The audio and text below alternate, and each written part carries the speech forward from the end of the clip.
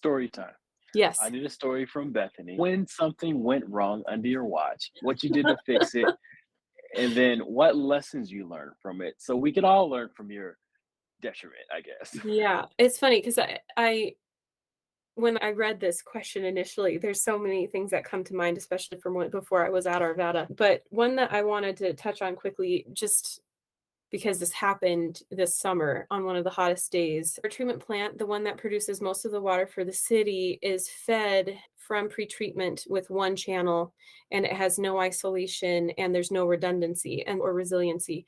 And so if that goes down, our entire treatment plant goes down. And we're basically to indoor use only, which in Colorado, it's like moving a boulder, right? Trying to get like you can't just stop people from watering their lawns with a notice right away, or all outdoor use is basically what we would have had to stop if this flume goes down that's feeding the filters. So this past winter, when I was trying to set the scope for the project that I'm currently managing at the treatment plant that I mentioned earlier, there's these cracks in the flume wall, and we had noticed it. We knew that it was there.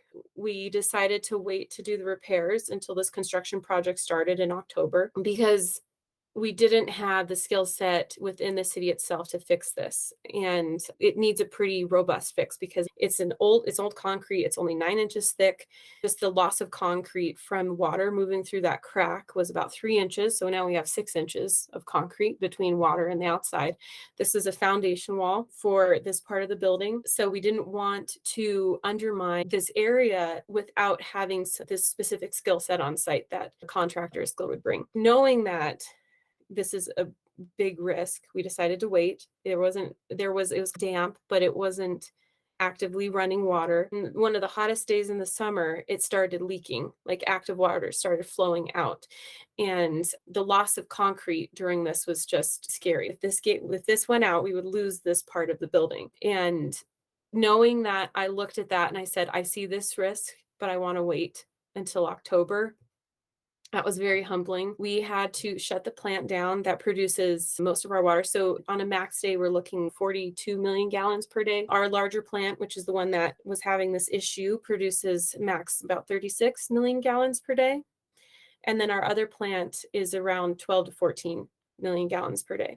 But it's lower elevation. And so we actually have to pump up a couple of times to get into these high zones because we're right at the base of the mountains here. And so we had to shut down our big plant, use the smaller of our two plants that had a polymer system, a chemical system down at the same time.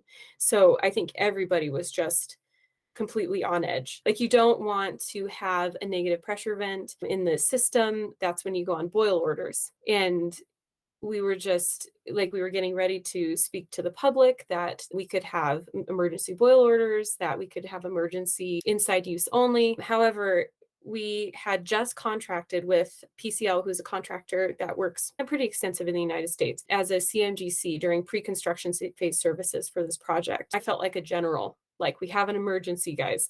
Like, what can we do to fix this? So we called everybody, the engineer, the contractor, and within 24 hours of us knowing about this leak, we had the plant down. PCL had taken bits and pieces from some of their other projects, some specialized products that will seal the concrete and stop it from leaking. Had inflatable plugs on site to keep the water back if necessary, if this leak repair didn't take. So it was just all hands on deck. We fixed it. It took about 8 hours to fix this leak, and we were able to turn the plant back on. And so it ended up working out fine. There was no emergency, but we were close. And it was really scary. And Wow. I don't know necessarily what to take as far as like a lesson here other than when you see something that's potentially leaking, maybe you should do something about it sooner. I don't know.